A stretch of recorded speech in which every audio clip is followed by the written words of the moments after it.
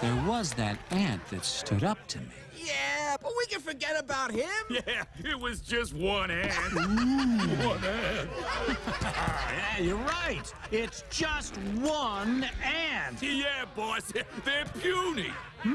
Puny? Say, let's pretend this grain is a puny little ant. Did that hurt? Nope. Well, how about this one? Are you kidding? Well, how about this?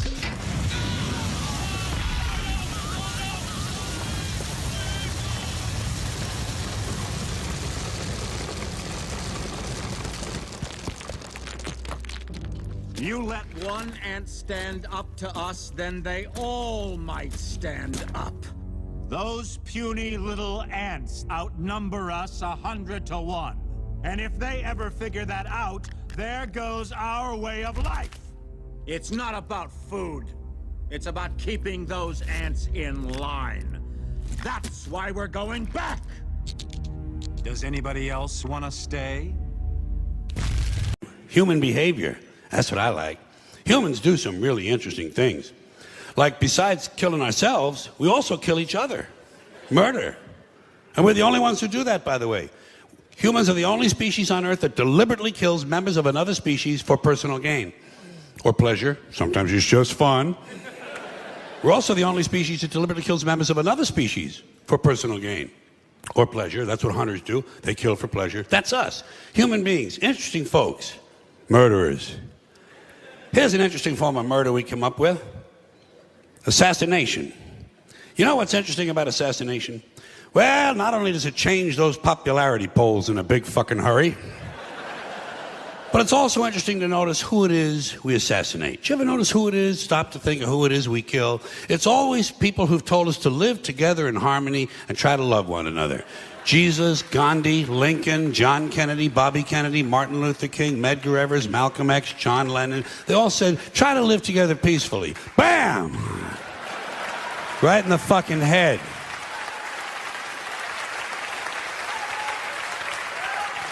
Apparently, we're not ready for that. Yeah, that's difficult behavior.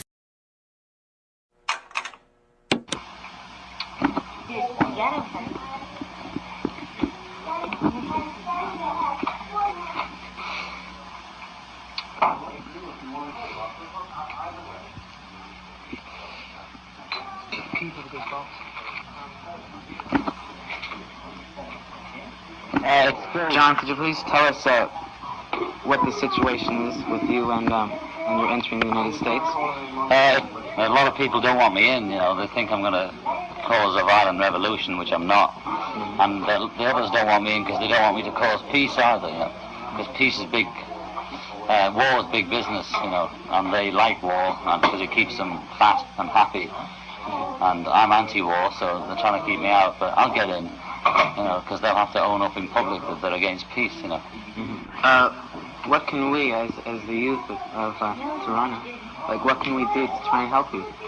Help me by helping yourselves, you know, and the militant revolutionaries, ask them to show you one revolution that turned out to be what it promised, militantly. That's, take Russia, France, anywhere they're at it. What they do is they smash the place down, then they build it up again, and the people that build it up hang on to it. And then they become the establishment. Now you guys are going to be the establishment in a few years. It's not worth knocking it down, because it's convenient to have the rooms and the machinery. The thing is to protest, but protest non-violently. Because violence begets violence, you know, and if you run around wild, you get smacked, and that's it, you know, that's the laws of the universe. And they've got all the weapons, they've got all the money, and they know how to fight violence because they've been doing it for thousands of years, suppressing us. And the only thing they don't know about is non-violence and humour. And there's many ways of promoting peace. Do everything for peace. Piss for peace, or smile for peace, or go to school for peace, or don't go to school for peace. Whatever you do, just do it for peace. You know? It's up to the people. You can't blame it on the government and say they're doing this, they're going to put us into war. If we put them there and we allow it, you know, and we can change it. If we really want to change it, we can change it. What about the Paul, Ringo, what's his name? George. We're all for individuals, and George was saying to me, George is doing it in his own way, with the way he goes about his life. It's no good shouting on the street corner, I want peace, and then beating up your mates, you know.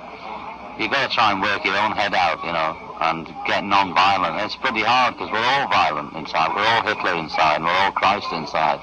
And it's just to try and work on the good bit of you.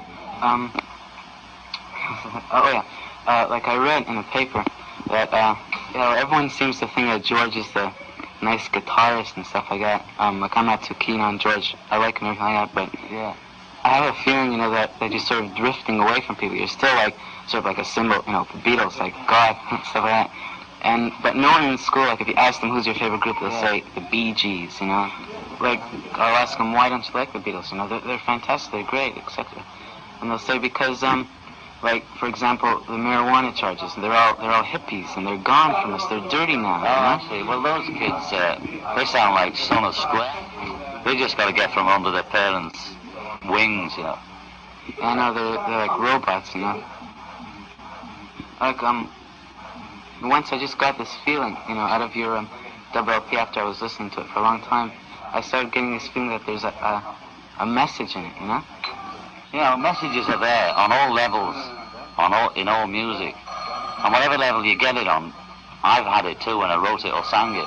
But some of that stuff, I write it, record it, and play it, and I don't hear it till a few months later, and I'm lying down with a say, I think, I'll listen to the Beatles album and try and hear it in retrospect and not objectively.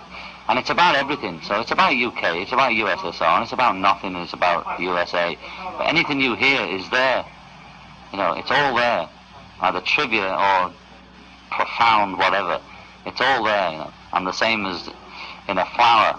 Everything's there. You know, it just is, and if you look long enough, all answers are in it, you know, and the same with the music. Key to the big box. Why? Oh, the key to the big box? I don't know. I've no idea what it is. Key to the big box? His right jacket, maybe from last night. Oh, okay. Well, I've just shoved that in the black hand case there. Black shiny? Yeah. No, not the black shiny case. My hand luggage in there. My old last night's white jacket's there. Thank you very much. It's a pleasure, man. And Yoko. Bye-bye. Thank you. Here's your album. Good luck and Play that to him. Okay. Yeah, peace. Typically, left-wing Smothers Brothers get on as a nice show.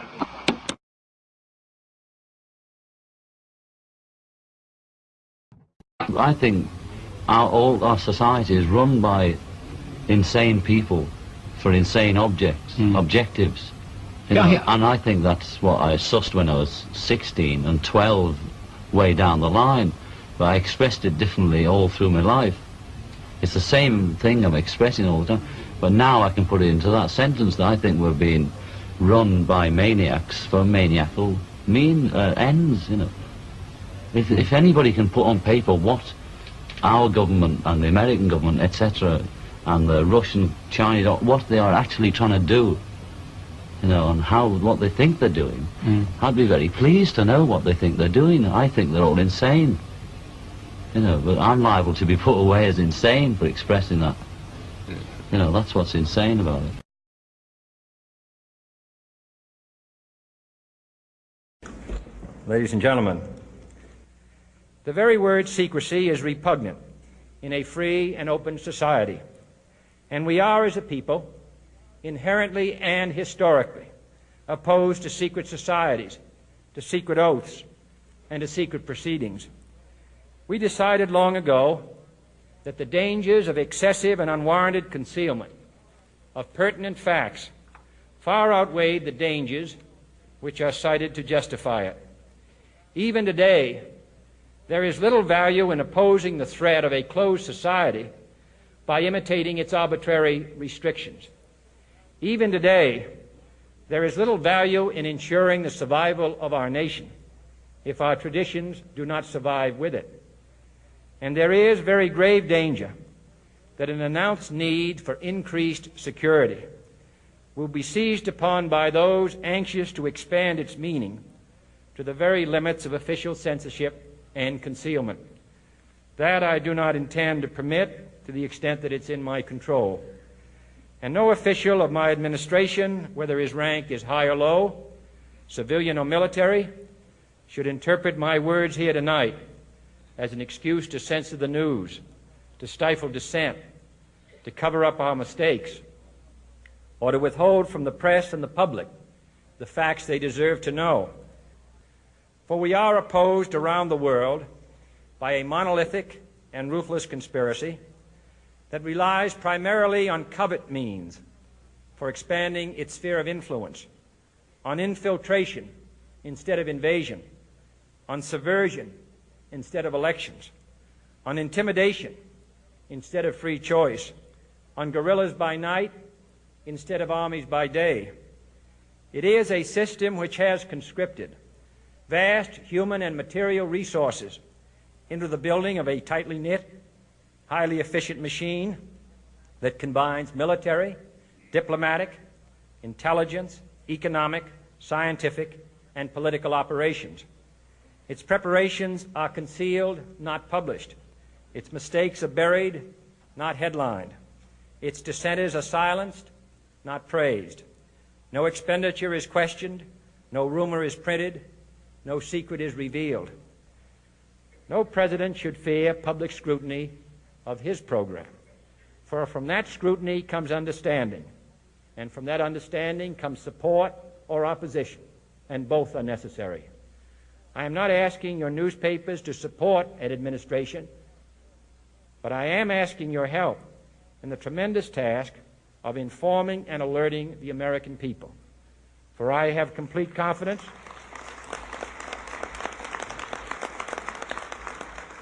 in the response and dedication of our citizens whenever they are fully informed.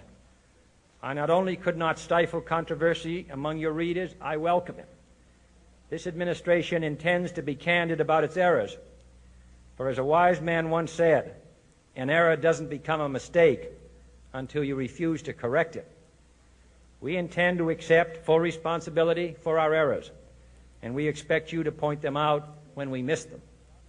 Without debate, without criticism, no administration and no country can succeed, and no republic can survive.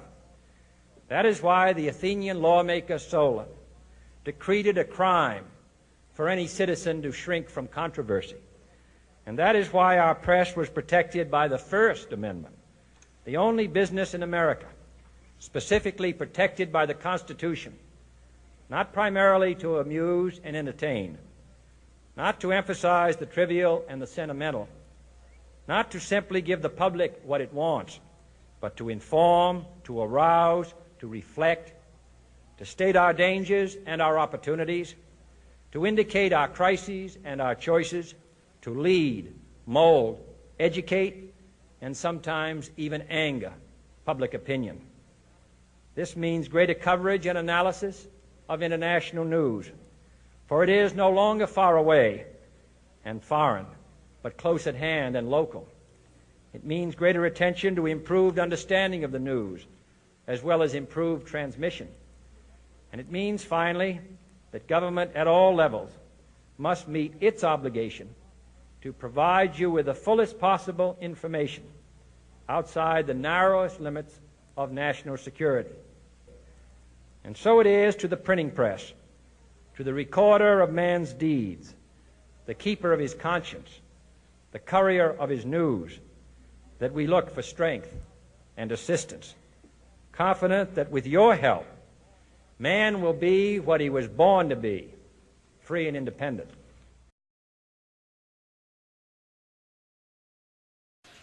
Kennedy.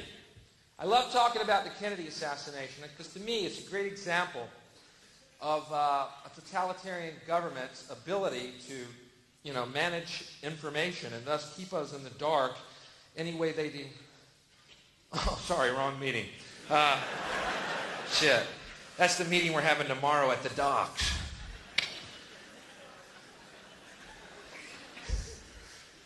I love talking about Kennedy. I was just down in Dallas, Texas. You can go down there and to Dealey Plaza where Kennedy was assassinated.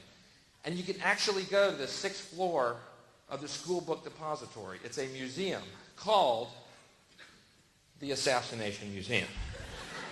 I think named that after the assassination. I can't be too sure of the chronology here, but Anyway, they have the window set up to look exactly like it did on that day. And it's really accurate, you know, because Oswald's not in it. Yeah, so... Wow.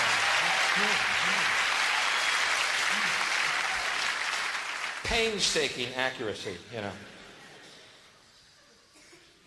It's true. It's called a sniper's nest. It's glassed in. It's got the boxes sitting there, and you can't actually get to the window itself. And the reason they did that, of course, they didn't want thousands of American tourists getting there each year going,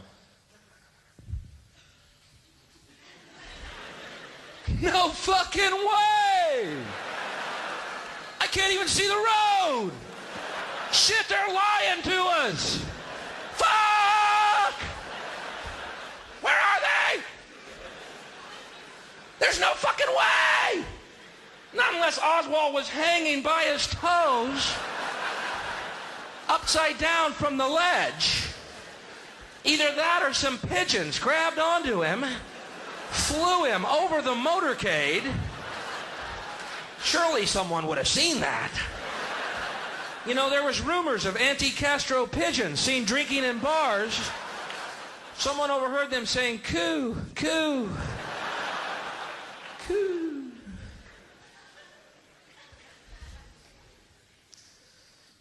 Unbelievable. And you know what's wild is people's attitudes in the States about it. Talking about Kennedy, people come up to me, Bill, quit talking about Kennedy, man. Let it go. It's a long time ago. Just forget about it. I'm like, all right, then don't bring up Jesus to me.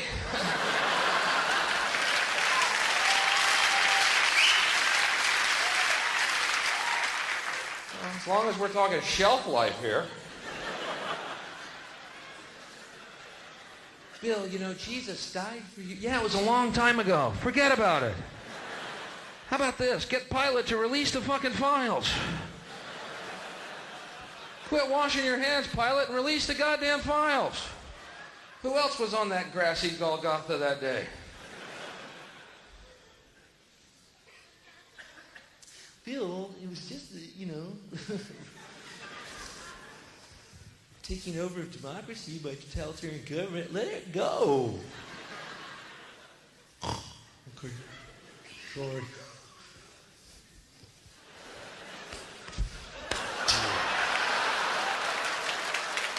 Back and to the left. Back and to the left. Back and to the left. Back and to the left. Which, by the way, that action you see Kennedy's head do in the Zapruder film, caused by a bullet coming from up there. Yeah. I know it looks to the layman or someone who might dabble in physics. This action here would have been caused by a bullet coming from, well,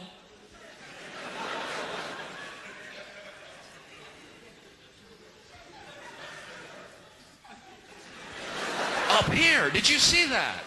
Did everyone see that?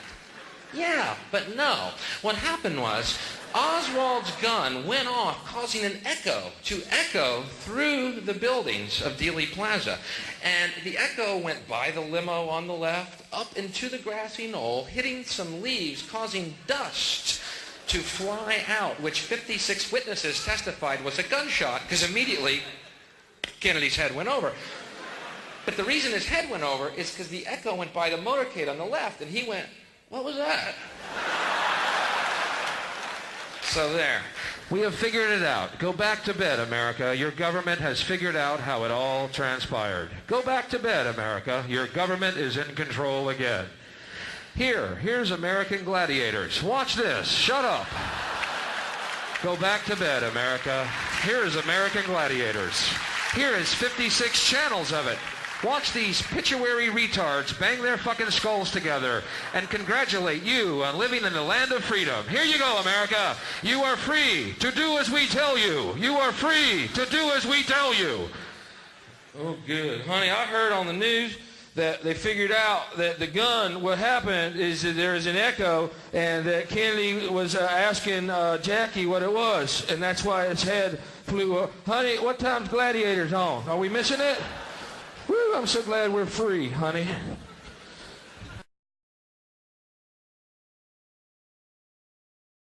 I have this feeling, man, because you know there's a handful of people actually run everything. That's true. It's provable. It's not I'm not a conspiracy nut. It's provable. Handful, very small elite run and own these corporations, which include the mainstream media. I have this feeling who's ever elected president, like Clinton was, no matter what your promises you promise on the campaign trail, blah, blah, blah, when you win, you go into this smoky room with the 12 industrialist, capitalist scumfucks who got you in there, and you're in this smoky room, and this little film screen comes down, and a big guy in a cigar, roll the film. And it's a shot of a Kennedy assassination from an angle you've never seen before. It looks suspiciously off the grassy knoll. And then the screen goes up, and the lights come up, and they go to the new president. Any questions? Just what my agenda is. First we bomb Baghdad. You got it.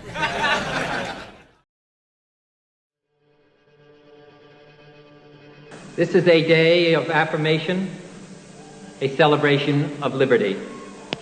We stand here in the name of freedom.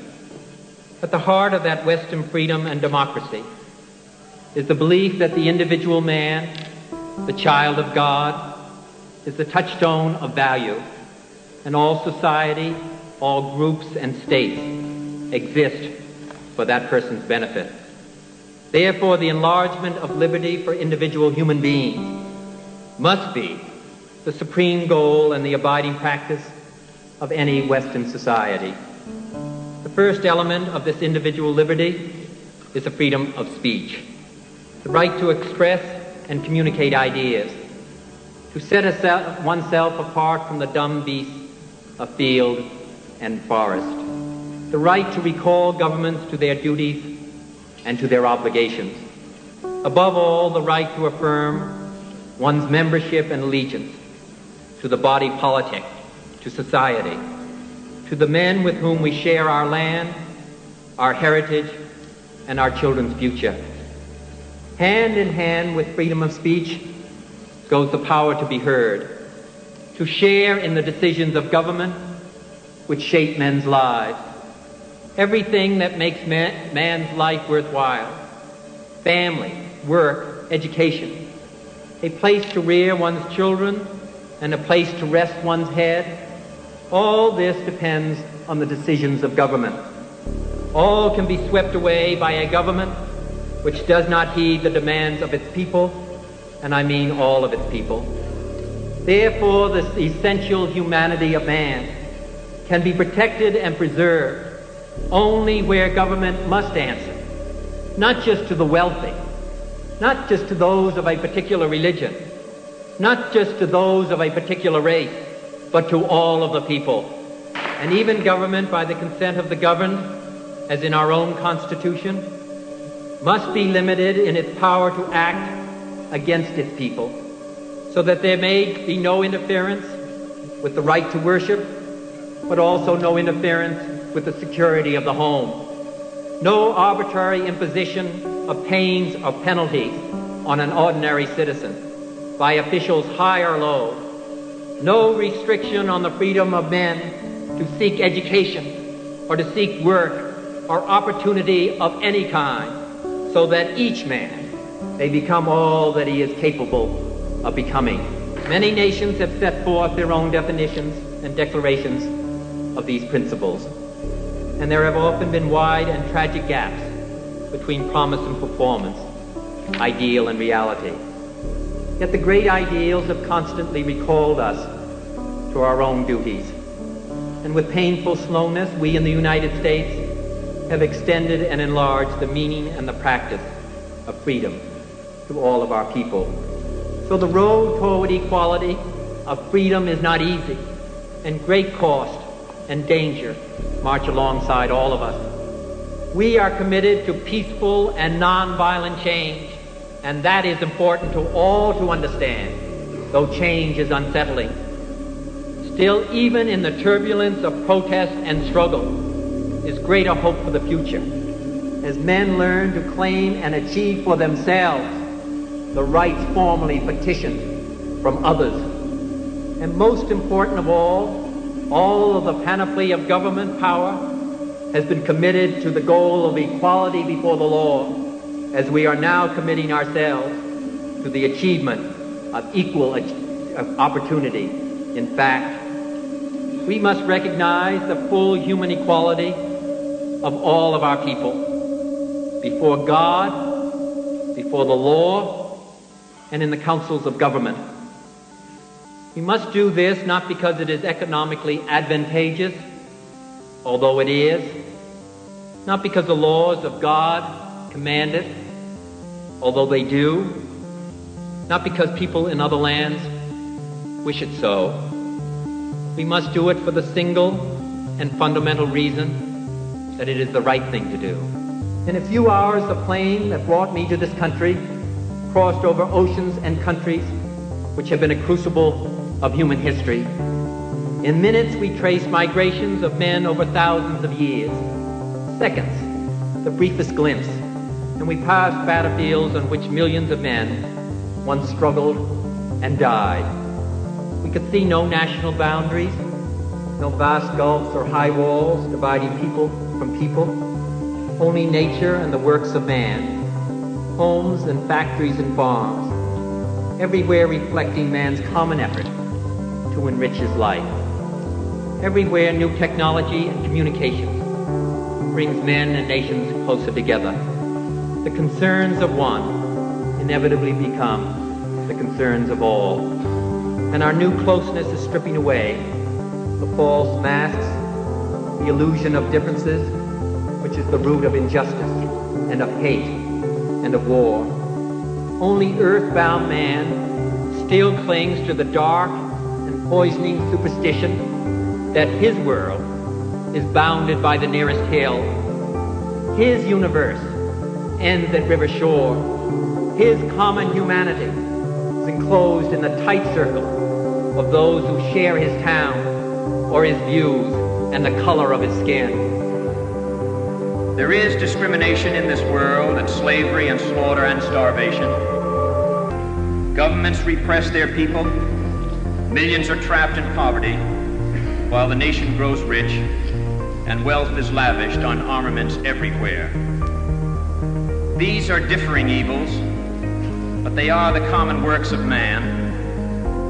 They reflect the imperfection of human justice, the inadequacy of human compassion, our lack of sensibility towards the suffering of our fellows. But we can perhaps remember, even if only for a time, that those who live with us are our brothers, that they share with us the same short moment of life, that they seek, as we do, nothing but the chance to live out their lives in purpose and happiness, winning what satisfaction and fulfillment they can. Surely this bond of common faith, this bond of common goal, can begin to teach us something. Surely we can learn, at least, to look at those around us as fellow men. And surely we can begin to work a little harder to bind up the wounds among us and to become in our own hearts brothers and countrymen once again. The answer is to rely on youth, not a time of life but a state of mind, a temper of the will, a quality of imagination, a predominance of courage over timidity, of the appetite for adventure over the love of ease. The cruelties and obstacles of this swiftly changing planet will not yield to the obsolete dogmas and outworn slogans. They cannot be moved by those who cling to a present that is already dying, who prefer the illusion of security to the excitement and danger that come with even the most peaceful progress. It is a revolutionary world we live in, and this generation at home and around the world has had thrust upon it a greater burden of responsibility than any generation that has ever lived. Some believe there is nothing one man or one woman can do against the enormous array of the world's ills. Yet many of the world's great movements of thought and action have flowed from the work of a single man. A young monk began the Protestant Reformation. A young general extended an empire from Macedonia to the borders of the earth. A young woman reclaimed the territory of France. And it was a young Italian explorer who discovered the New World. And the 32-year-old Thomas Jefferson who reclaimed that all men are created equal. These men move the world, and so can we all. Few will have the greatness to bend history itself, but each of us can work to change a small portion of events. And in the total of all those acts will be written the history of this generation. Each time a man stands up for an ideal, or acts to improve the lot of others, or strikes out against injustice, he sends forth a tiny ripple of hope. And crossing each other from a million different centers of energy and daring, those ripples build a current that can sweep down the mightiest walls of oppression and resistance.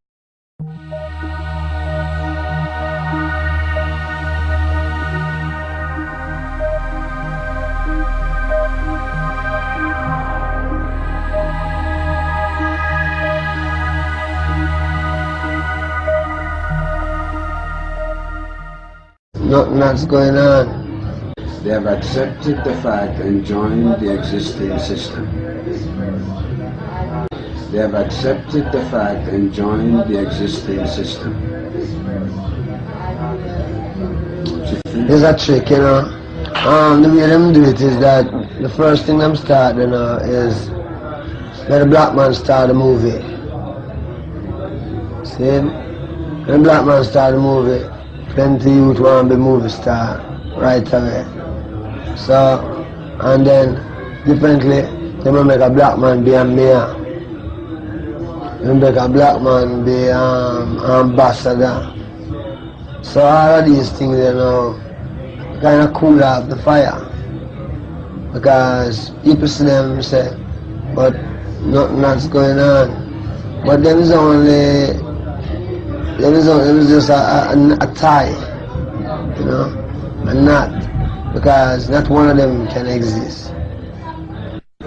Lego shoe, agora shoe, memories, Lego shoe, Zengash way, Ethiopia menage. You know, it's not easy. You know, it's not very easy. Because to some people belly full. You know, them protest for the system. They will fight for the system because them cool. Them belly full. But you have a lot of hungry people now, where them could have full them belly if them want. Them could have fight for the system and full them belly, but them prefer remain hungry and fight for freedom more than for those giant for those a belly full. You know what I mean? Don't let them change ya. Don't let them fool ya.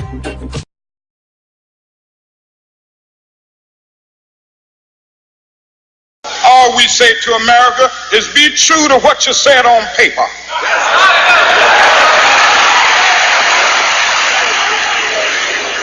If I lived in China or even Russia or any totalitarian country, maybe I could understand some of these illegal injunctions.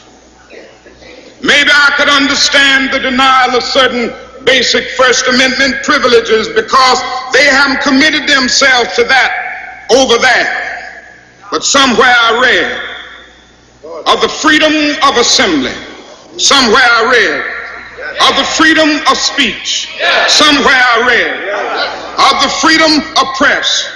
Somewhere I read that the greatness of America is the right to protest far right.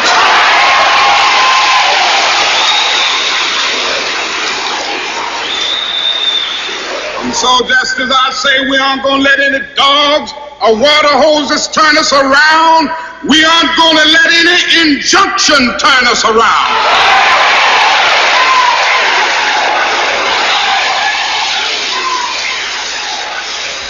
Well, I don't know what will happen now. We've got some difficult days ahead. But it really doesn't matter with me now because I've been to the mountaintop. I don't mind.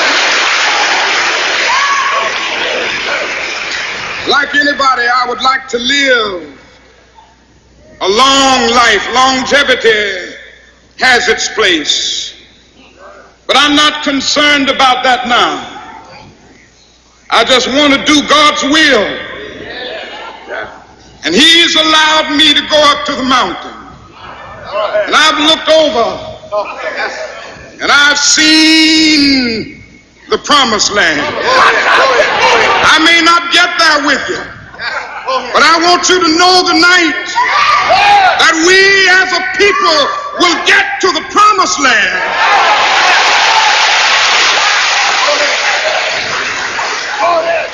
So I'm happy tonight. I'm not worried about anything. I'm not fearing any man. Mine eyes have seen the glory of the coming of the Lord.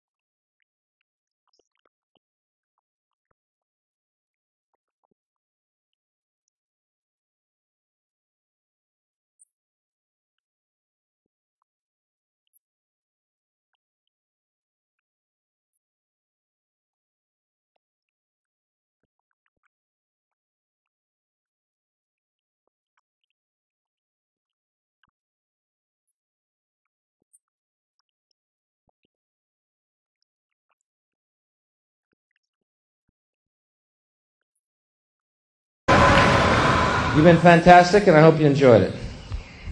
There is a point. Is there a point to all this? Let's find a point. Is there a point to my act? I would say there is. I have to. The world is like a ride at an amusement park, and when you choose to go on it, you think it's real, because that's how powerful our minds are. And the ride goes up and down and round and round. It has thrills and chills, and it's very brightly colored, and it's very loud, and it's fun for a while. Some people have been on the ride for a long time, and they begin to question, is this real, or is this just a ride? And other people have remembered, and they come back to us, and they say, hey, don't worry, don't be afraid, ever, because this is just a ride. And we kill those people. Shut him up. We have a lot invested in this ride. Shut him up. Look at my furrows of worry. Look at my big bank account and my family. Has to be real. It's just a ride. But we always kill those good guys who try and tell us that. You ever notice that? And let the demons run amok? But it doesn't matter because it's just a ride. And we can change it anytime we want. It's only a choice. No effort, no work, no job, no savings of money. A choice right now between fear and love. The eyes of fear want you to put bigger locks on your door, buy guns, close yourself off. The eyes of love instead see all of us as one. Here's what we can do to change the world right now to a better ride. Take all that money we spend on weapons and defense each year and instead spend it feeding, clothing, and educating the poor of the world, which it would many times over, not one human being excluded, and we can explore space together, both inner and outer, forever in peace. Thank you very much. You've been great. I hope you enjoyed it. London, you're fantastic. Thank you. Thank you very much.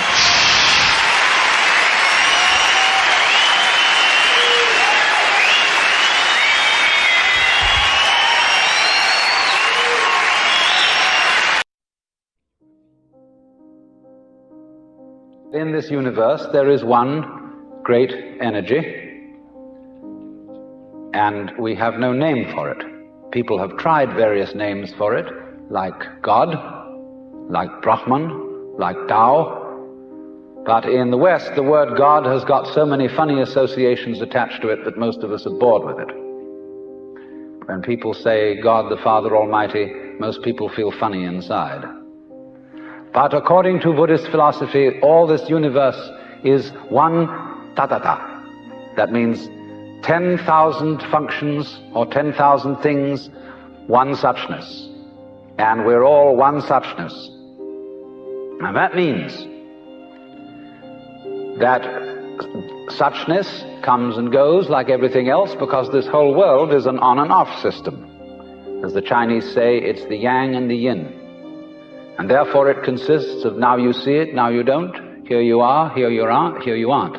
Because that's the very nature of energy, to be like waves, and waves have crests and troughs.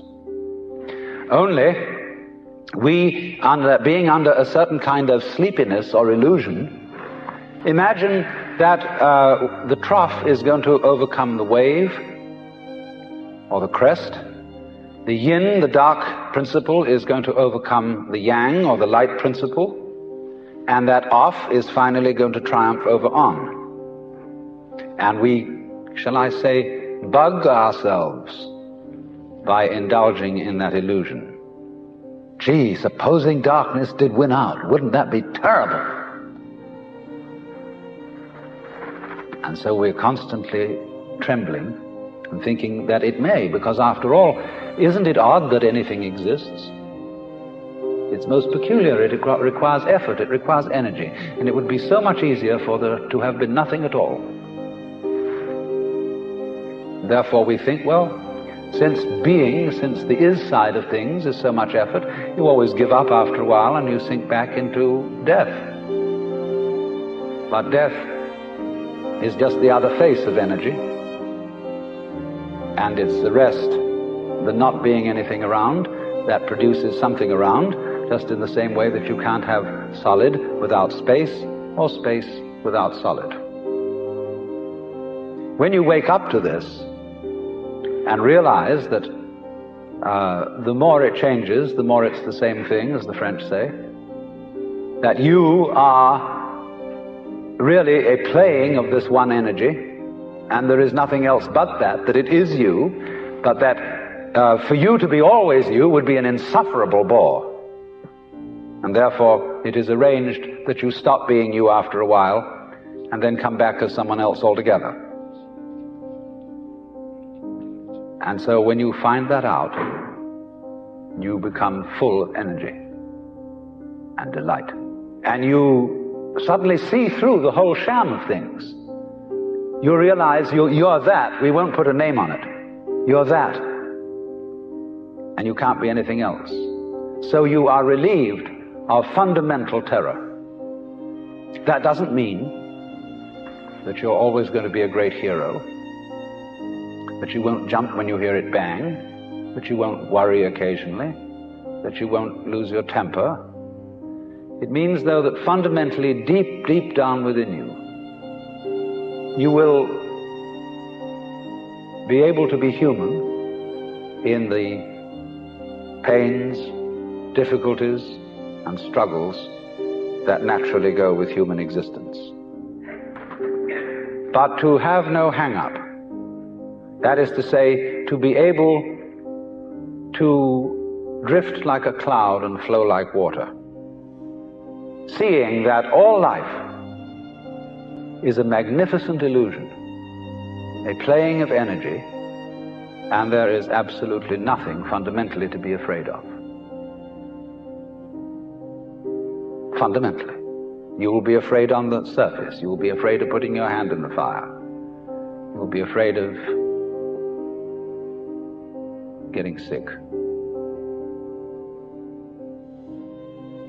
But you will not be afraid of fear. Fear will pass over your mind like a black cloud will be reflected in the mirror.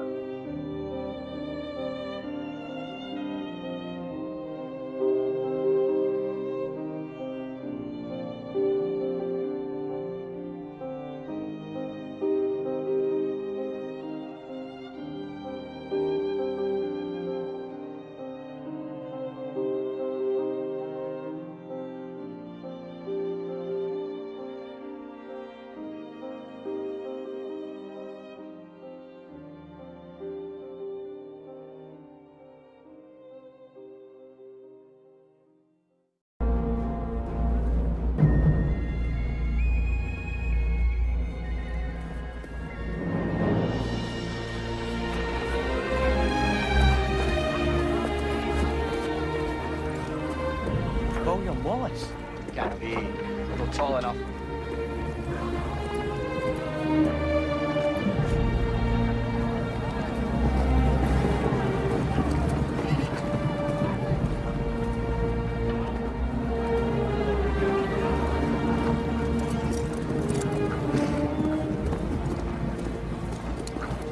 The Almighty says this must be a fashionable fight. It's drawn the finest people. Where is thy salute? For presenting yourselves on this battlefield. I give you thanks. This is our army. To join it, you give homage. I give homage to Scotland. And if this is your army, why does it go? We didn't come here to fight for them. Oh! The English are too many.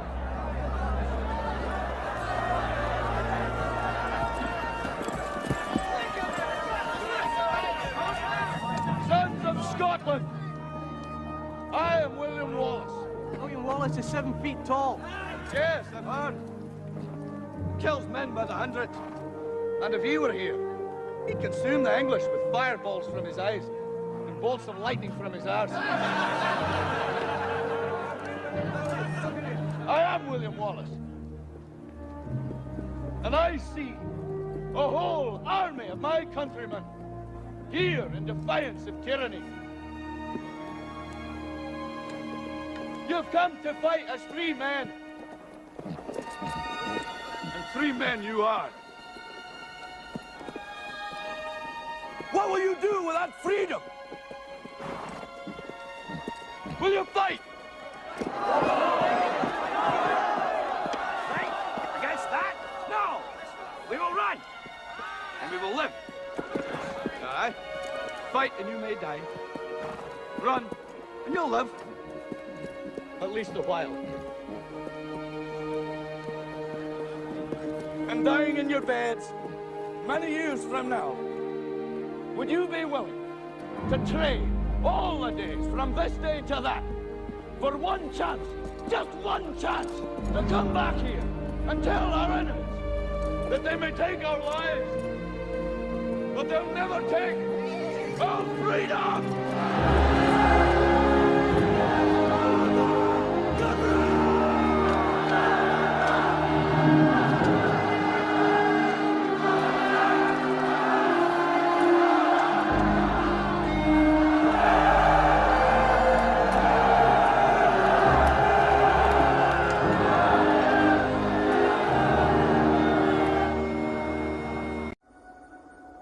What is life? And what is the meaning of life? Does life even have a meaning? Life is consciousness. And it is learning to understand what this consciousness is, what it means, and also to understand where this consciousness lies, where it exists in the realm of things. People will say, well, it exists within your head, within your brain. But even as you say this, you know that the statement simply can't be true because it's just too big. All that thought and all that memory. Just stop and look inside yourself and truly perceive your thoughts just for a moment. It's so vast, this realm of space that lies within consciousness. It feels like a whole universe in there, doesn't it? And yet it lies within intangible nothingness. And it feels like that because that's exactly what it is. Nothing. Nothingness, but conscious. It's certainly something worth considering. And what is nothingness? Well, Alan Watts summed it up more than eloquently in a statement he made when he said that nothing is what your head looks like to your eyes, and that nothingness is what's watching. And I truly can't think of a better description. Nothingness and consciousness coexists in that space behind your eyes. You can't have something here without having that nothing there. So you need to be aware of that nothingness. The nothingness that lies behind your eyes, because it is within that nothingness that lies consciousness. And it's all connected. It's connected to ourselves, it's connected to each other, and it's connected to everything in the universe. You need to open your minds to see this, and once you've seen it, the more you can begin to realize it. And the more you realize it, you can quite literally feel it physically. It's like a warmth and a rise in frequency in your body. The true realization that there is no other. There is only one. And all that truly exists within that singularity is love. There are only two human emotions, love and fear. All other emotions stem either directly or indirectly from these two base emotions. But fear is an illusion created by this reality. Because all that truly exists within the singularity is love. That's all there is, and love is all there can possibly be, because there is only one. There is only the singularity. So how can there be any other emotion at all? Indeed, how can there even be any concept of emotion? Within the singularity there exists only the singularity, and the singularity is love. There is nothing else, and this love is not perceived as emotion. It just is. There is only love. It's being aware of this singularity that allows true understanding to occur. And people ask, well, what can I do to help myself become more aware of this singularity? And the answer is to live in love yourself. Now when I say live in love, again, I'm not talking about the television version of love. I'm not saying that we all put flowers in our hair and sit around singing songs. I'm talking about real love, true empathy, and real understanding for all. And so what is love, and how does one live in love and understanding of all others? Well, here's the trick, you see. You do it by being aware of the singularity of which we're all part of course. And that may sound like I'm talking in circles and I just returned to the beginning, but I didn't, because you see, real love lies in the true understanding that there is no other. There is only the singularity. When you can truly understand that, and when you can fully realize that when you look at another person, you are not seeing another person. You are seeing another image of yourself, another manifestation of the singularity. Then you can truly understand what actual love is. Because real love comes from the true understanding that we are each other. We share a single consciousness. The divisions that supposedly exist between us are an illusion. How can you not love another person? That person is you.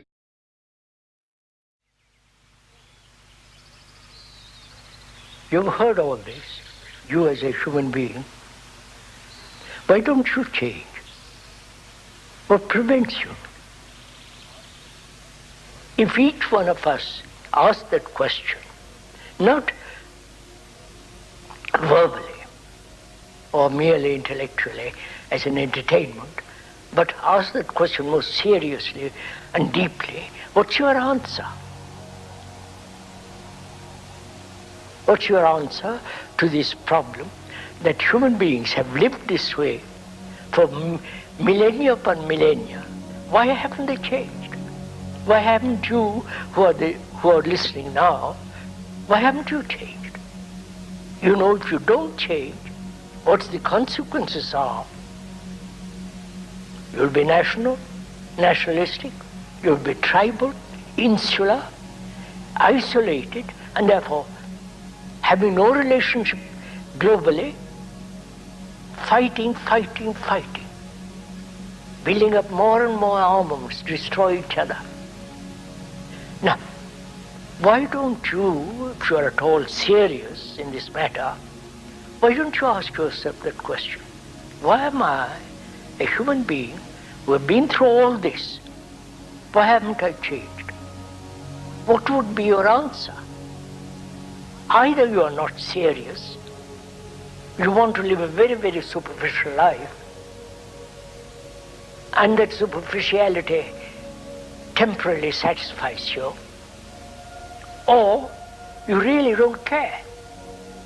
As long as you have immediate pleasures, immediate satisfactions, you really don't care. You don't care for your children if they are murdered. If you really have no deep love, affection for them, if you had, you would prevent all wars. So apparently, none of these things mean anything to you. Or probably you are so deeply conditioned psychologically. Of course, we are biologically conditioned, that's a different matter altogether. But psychologically conditioned, and one is not aware of it. And you can, unless that there is freedom from that conditioning, you will go on this way. After all, life is what? One global unitary movement. So, in the same way, our consciousness is common to all mankind. Now, if I radically change, surely it affects the rest of the consciousness of man. Now, why don't you change?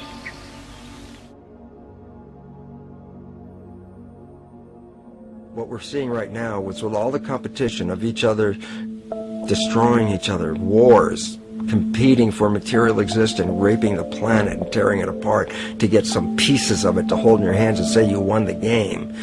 Every one of those moves is destructive not just of the planet but of human civilization, because human civilization will thrive with cooperation and will die with competition. And if you operate from these truths, then you end up with the extinction that lies before us. You see, we all have demons, so to speak. We all have inner demons in our lives, but we expect to see devilish monsters or dark apparitions when you think of a demon, kind of like what you'd see in the cinema. But our demons are really the people in our everyday lives, the people that we argue with, the people that we envy or hate, the ones we physically or emotionally harm in some way, shape, or form. And it's not because we envy or hate qualities in these specific people as much as we hate the fact that they remind us of ourselves. They reflect qualities about ourselves that we wish we had more of, or that we wish we didn't have at all. So what do? We alleviate that pain not by fixing or fighting our own demons, but by harming the people that remind us of our demons, by harming the people that remind us of the things that we don't like about ourselves. And when we become frustrated that we're not in control of our emotions because we don't really know what's affecting our emotions, we take it out on others. We take it out on absolutely anything else that can show us or act as a catalyst for our hatred. And so we do the same thing to animals. Animals are perfect because they can't defend themselves. It's a perfect catalyst for our inner aggression, our confusion, our hatred. Just take it out on something absolutely helpless. Just imagine how unconscious a person has to be of his or her actions to torture or mutilate or brutalize any living thing. Think of the lack of compassion you must have towards life in general to be able to feel no semblance of sympathy towards entire populations, let alone just individuals or individual animals, entire populations of species that are bred specifically for the purpose of commodity. But I'll tell you what's even more dangerous is not so much the people carrying out this cruelty, because that's already been established. That form of hatred and cruelty has already been established and it's already known. What I'm really worried about is the people who are against inhumanity, the people who are against animal cruelty and feel self-righteous enough to think that it's justified to inflict harm or even wish harm on these people. Because those are the people who take unconscious cruel behavior to a whole new level of conscious cruel behavior that's perfectly acceptable in their minds, because they feel that it's their job to bring other people to justice, like they're an authority figure of some sort. Those are the people who will have a much harder time figuring out why they harbor so much inner hatred and resentment. They don't seem to realize that it's just another form of the same exact hatred. So to keep from facing our inner demons consistently, what do? When we begin to realize, hey, wait a minute, maybe it's not alright to inflict harm on any other living thing, then the ego has to come up with a more esoteric form of cruelty to trick us into displaying the same form of self-hatred, the same indignant attitude, but just in another way and towards another group of people. But the emptiness will always find a way back in, and people will always start to feel restless again, no matter how many times they transfer blame to yet another person or yet another group. We need chaos in our lives. We crave destruction. We beg for catastrophe. Because if we don't have these things to act as a form of exorcism or a catalyst for us, we start to notice these things in ourselves, and that's what we don't want. You see, we can deal with wars. We can deal with terrorism. We can deal with stock market collapse and economic collapse. We can deal with these things. But once we start to notice this chaos within ourselves, that's what we're really afraid of. We'll take 1,000,000 September 11ths over one moment of true insight towards our self-hate.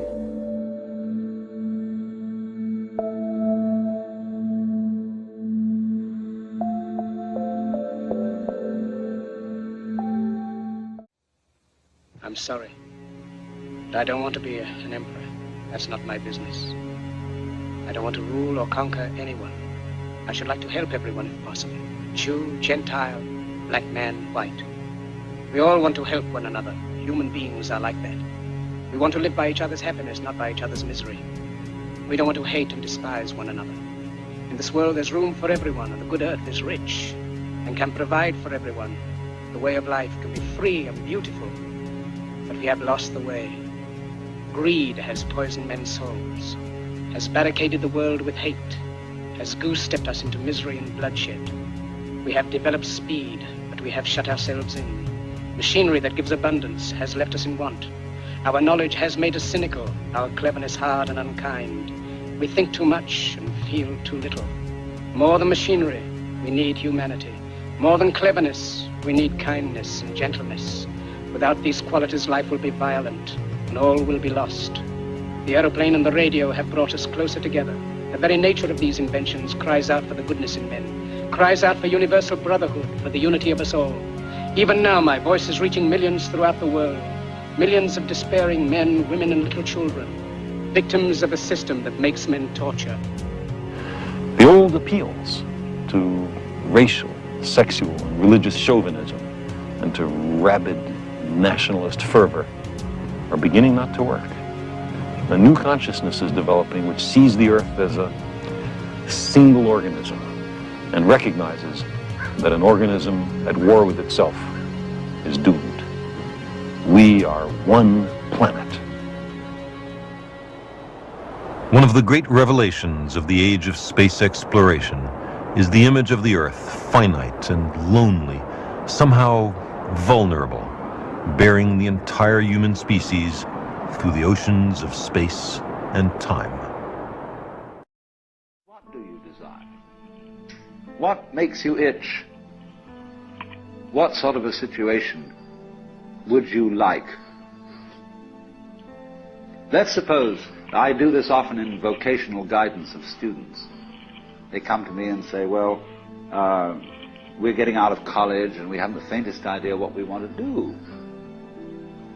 So I always ask the question, what would you like to do if money were no object? How would you really enjoy spending your life?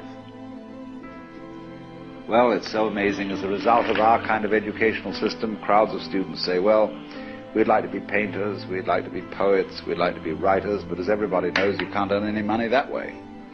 Or another person says, well, I'd like to live an out-of-doors life and ride horses. I say, do you want to teach in a riding school? Let's go through with it. What do you want to do?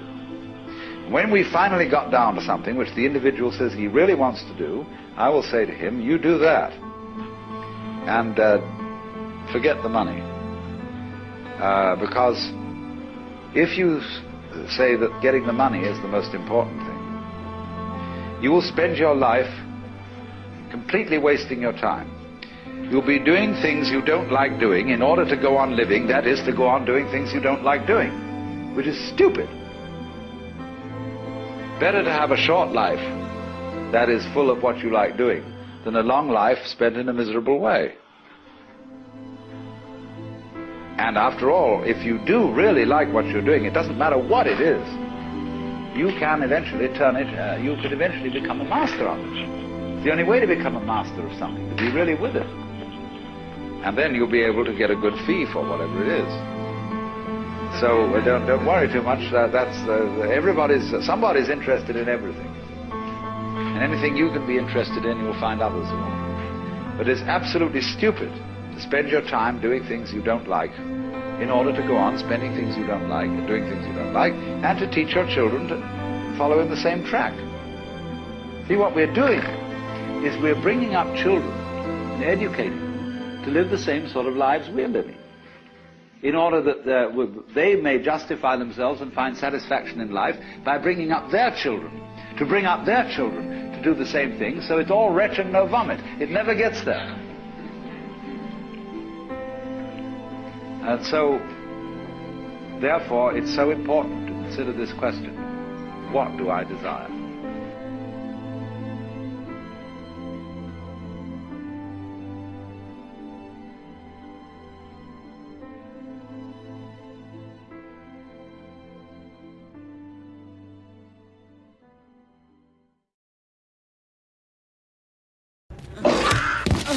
You piece of dirt. No, I'm wrong. You're lower than dirt. You're an ant. Let this be a lesson to all you ants.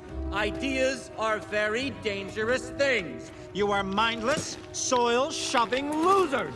Put on this earth to serve us. You're wrong, Hopper.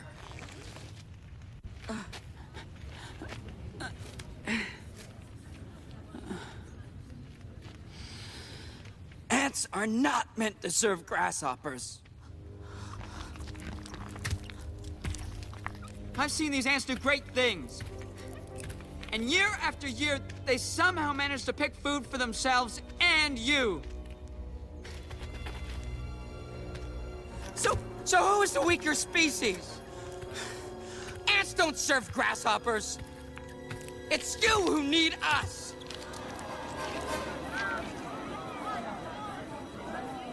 We're a lot stronger than you say we are. And you know it, don't you?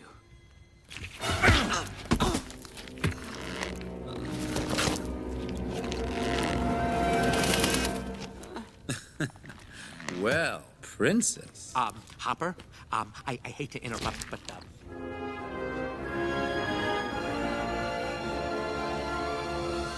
you ants stay back!